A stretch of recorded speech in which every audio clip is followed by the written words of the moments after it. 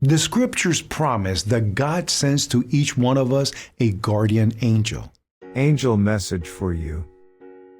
You will receive good news this week.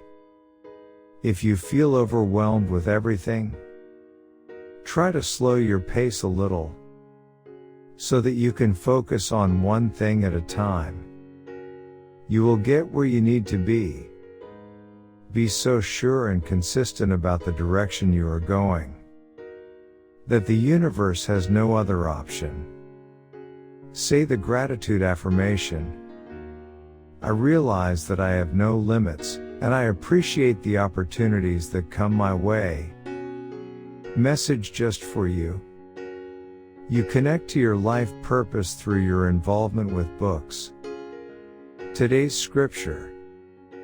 God has blessed me with all I need to fulfill His will for my life. Your angel is sending you a blessing. Type Amen to receive it.